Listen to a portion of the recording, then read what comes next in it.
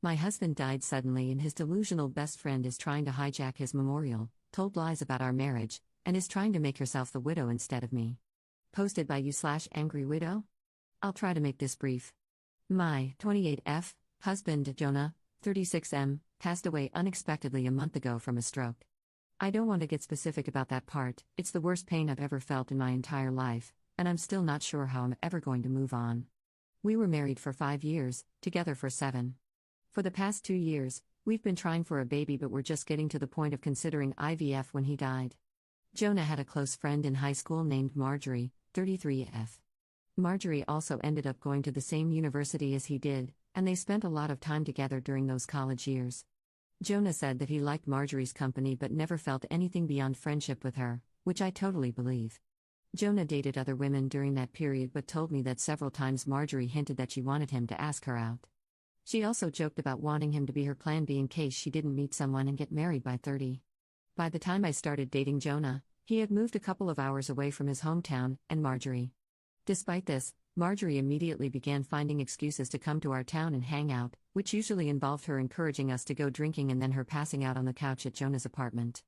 I didn't mind her for the most part, but she had a habit of saying things like, "You know you ruined our marriage pact, haha," and pointing out all the things that she knew about him, like what he took in his coffee, his favorite bands, etc.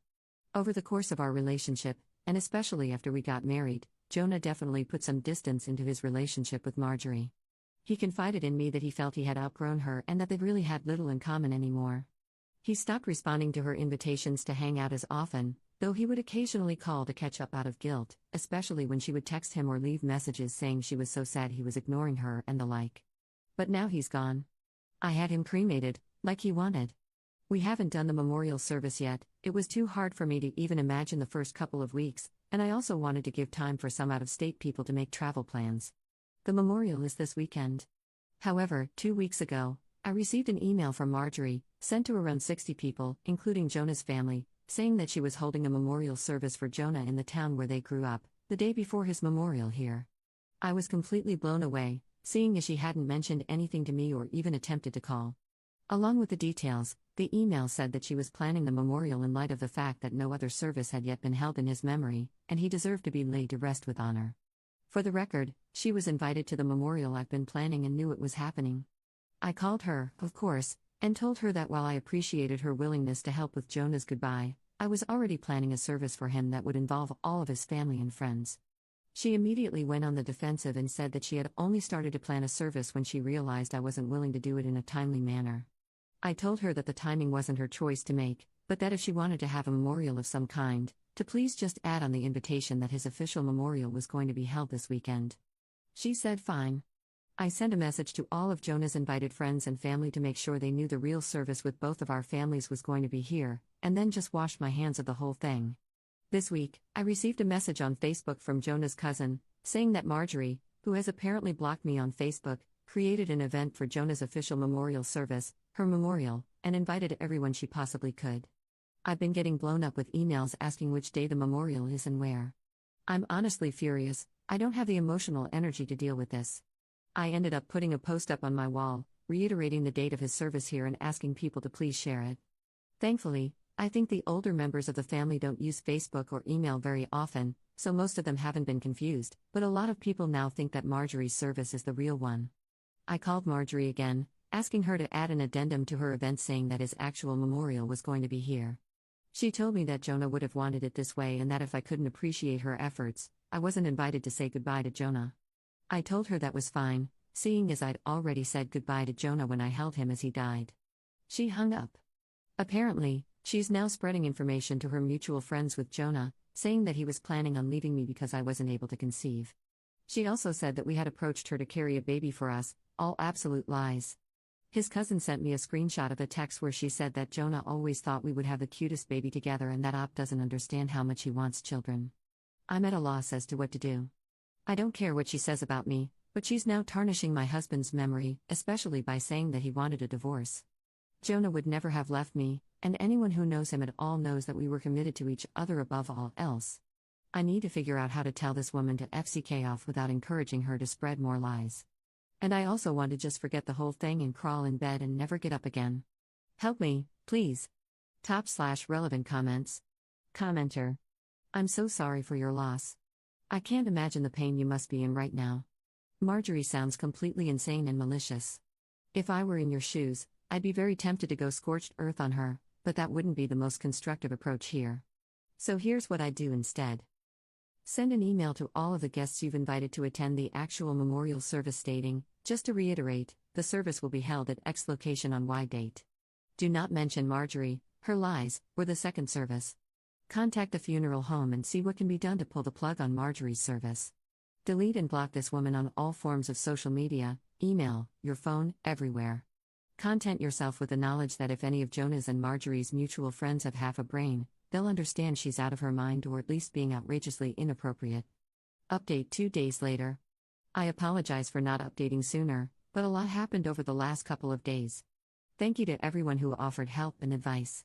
For those who offered monetary assistance, Jonah and I were in a stable financial position. I'm going to be comfortable until I decide to go back to work. Your willingness to help was deeply appreciated, however, and I'm truly bowled over by your kindness. I took the advice of the majority of comments and called the chapel where Marjorie was planning her service. I spoke with the pastor, who immediately told me that he had been trying to get in touch with me regarding the service. Apparently both Jonah and Marjorie had grown up in that church. I am not religious, and neither was Jonah as an adult. My voicemail has been flooded, so it's definitely plausible that I overlooked his call. He immediately expressed how sorry he was to hear of Jonah's loss and said he had received my contact info from Jonah's great aunt, who still attends there. He said he was surprised when Marjorie asked to have a service for Jonah, but she had claimed that Jonah and I were separated and I didn't want to be involved. He had been trying to follow up with me, but obviously, that didn't happen. He was very apologetic and said that we could cancel the service or move forward in any way that felt right to me.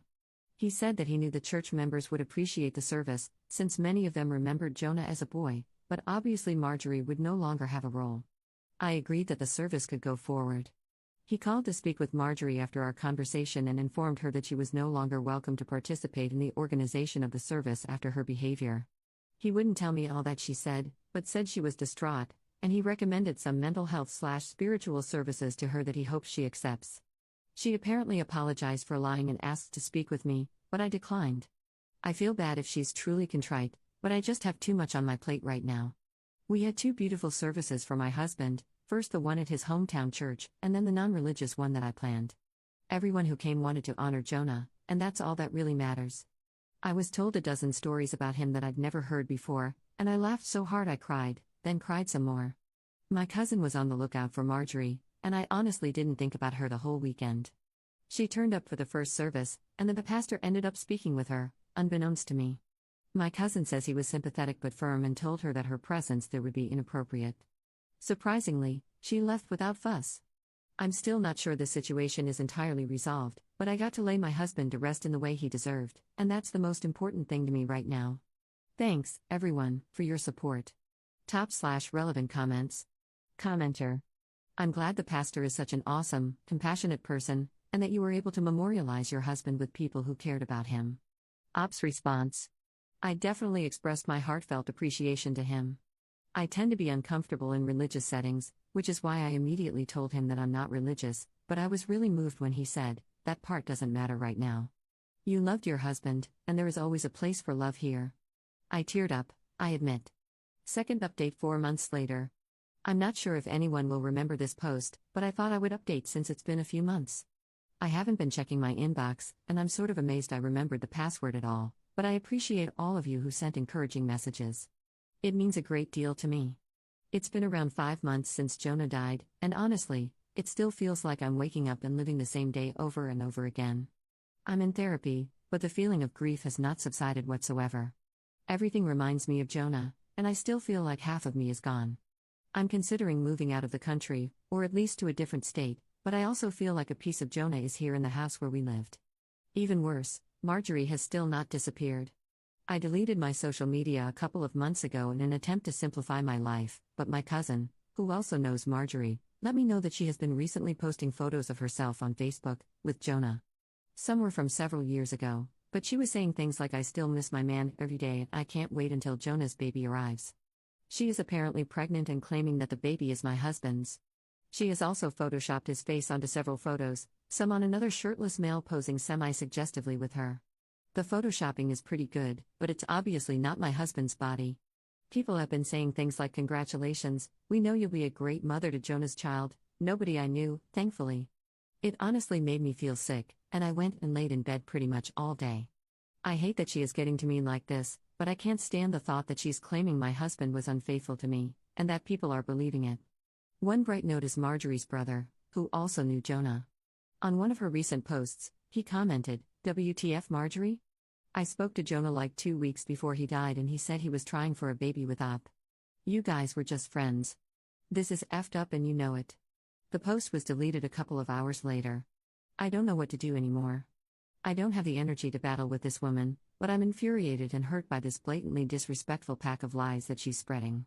My cousin called her and asked that she remove the photos, but she apparently said that Op can go to hell. She just doesn't want to accept that Jonah wanted a baby with me more, and she couldn't give him one.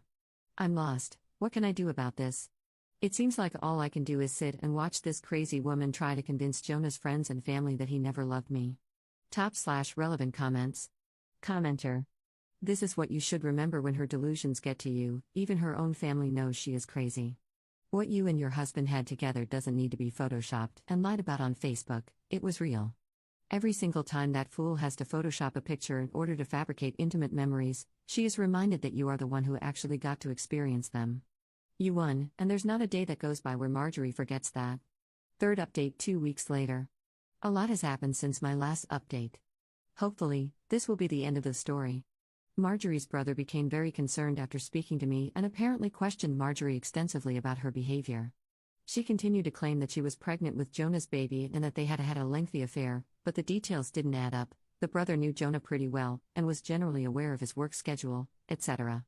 She said they were meeting at a hotel at lunchtime 3 days a week, but he knew that Jonah came home for lunch with me every day. Stuff like that. He went home late that night to sleep on it. After he went home, Marjorie came over to see me at 3 a.m. She started screaming at me to come outside, saying that I had ruined her relationship with Jonah and how happy they were before me, etc. I called the police and her brother, who both arrived around the same time. She pushed the police officer who tried to ask her what was going on and was immediately arrested. I felt bad for her brother, but he just apologized to me repeatedly. Marjorie yelled expletives and tried to demand special treatment because the police were apparently hurting her baby by keeping her in the car. I gave a statement, and they left. Not exactly sure what happened after, but her brother says she is now under psychiatric evaluation, and is apparently struggling with a mental disorder that he wouldn't name. She has apparently not taken her meds in 2 years. I didn't ask for details, but it seems she is going to get some help. I'm not pressing any sort of charges. Her brother also linked me to his post on social media, where he made it very clear that Marjorie has been having some difficulties, and absolutely none of what she said about Jonah is true. I'm glad this seems to be over, but I've decided I need a fresh start no matter what. I'm looking for a job out of state, and I'll be doing my best to leave my life with Jonah behind. Thank you all for your help and encouragement. Top/relevant comments. Commenter. This is the best update possible. She was a few months shy of stealing a baby from someone's shopping cart. Her delusion had to be shattered, and this was the only way.